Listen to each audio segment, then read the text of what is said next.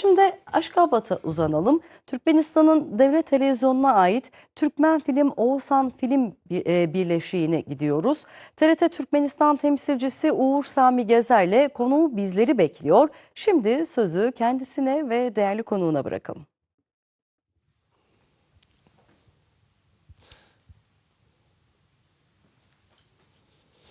Türkmenistan'dan, Aşkabat'tan sesleniyoruz. Oğuzhan Film Birleşiği'ndeyiz. Bugün hem bir yıl dönümü hem de Nevruz kültüründe baharın yeniden doğuşunu kutluyoruz. TRT Avaz, Türk dünyasının ortak sesi. Yıllardır bu coğrafyada aynı dili, aynı gönlü buluşturuyor. Türkmenistan'da da güçlü bir iz bırakıyor. Haberle, belgeselle, kültürle.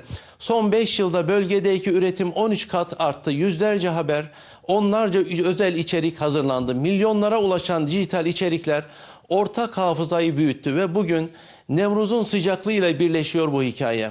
Baharın gelişi, birliğin, dirilişin simgesi. Tam da bu noktada sormak istiyorum. Konuğumuz Oğuzhan Film Birleşiği Başkan Yardımcısı Salih Bayramov. Efendim, öncelikle yayınımıza hoş geldiniz. Hoş bulduk. TRT Avaz'ın Türk dünyasında oluşturduğu bu ortak medya dili sizce kültürel işbirliklerine nasıl katkı sağlıyor? Evet, doğru biliyorsunuz. Biz TRT Avaz'ın temsilcileri olarak Türkmenistan'da temsilcisi var. Yine TRT Avaz'ın televizyon yayınlarında da görüyoruz. Çok izliyoruz. TRT Avaz'ın Türkiye halkında bir neçe yapılan işleri çok Türkmen halkını sevindiriyor. Ben canlı şahidim Türkmenistan'daki temsilciliği. TRT Avaz'ın eyle belgesel filmler yapıyor ki hep beraber Türkmen filmle beraber de şu işleri beraber çalışıyoruz. Benim söylemek istiyorum bu TRT Avaz'ın bizim güzel şehrimiz Türkmen halkının milli lideri Kahraman Arkadağımızın yaptığı Arkadağ şehri var. Şu Arkadağ şehriyle ilgili çok bir ünlü bir belgesel film yaptılar. Ondan başladım Mahtumul Fıragi'nin 300 yıllık yıl dönemiyle ilgili Mahtumul Fıragi belgesel filmini yaptı.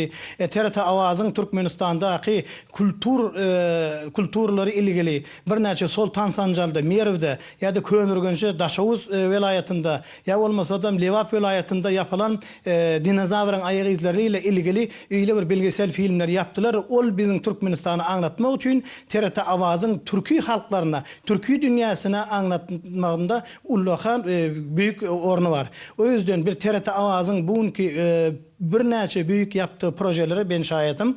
Yeni bir belirlemelerde TRT Avaz'ın temsilciliği zaten biliyoruz çok belgesel film var, haberler var.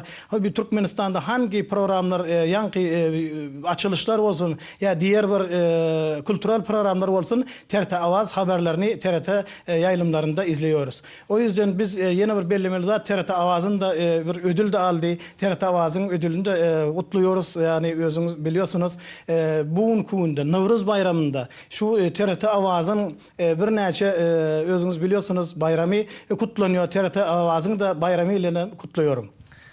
Tabii efendim, bir yandan da Nevruz coşkusu var. Türkmenistan'da bu kutlamalar nasıl bir anlam taşıyor? Bu ruhu bize anlatabilir misiniz? Evet, özünüz canlı şahitiniz. Yani TRT Avaz'ın bu TRT Avaz'ın bu Nevruz Bayramı ile ilgili bir neçe programlar yaptılar. Her sene de yapıyorlar. Bu sene de özünüz biliyorsunuz Türkmenistan'da Nevruz kutlamalarda çok ünlü kutlanıyor. Bizim Nevruz yaylamızda bütün 5 vilayetten gelen kültürel programcılarımız, dansçılarımız, aydımçılarımız, şarkıcılarımız gelip burada yani etkileniyor. Bu söylemek istiyorum zaten Türkiye halklarında Nevruz Bayramı şeyle coşkunla kutlanıyor ki ne söylemek istiyorum? Yani canlı her şey yaşlı bürünüp tabiat canlanıyor. Bu canlanmak özünüz biliyorsunuz her kimden, her bir insanın kalbini coşa getiriyor. Bugünkü günde Nevruz ile Türkiye halklarının arasında kutlanıyor. Nevruz Bayramı ile bütün Türkiye halklarının hepsinde kutluyorum. Peki, teşekkür ediyoruz. Evet, Aşkabat'ta Oğuzhan Film Birleşiği'ndeydik. TRT Avaz'ın yıllara yayılan yolculuğunu ve Nevruz'un taşıdığı o kadim ruhu konuştuk. Ortak dil, ortak kültür, ortak hafıza hepsi aynı hikayede buluşuyor. Türk dünyası aynı baharın içinde yeniden yeşeriyor. Biz de buradan bu güçlü birlikteliğin izini sürmeye devam edeceğiz diyelim. Sözü yeniden Aşkabat'tan merkeze bırakalım.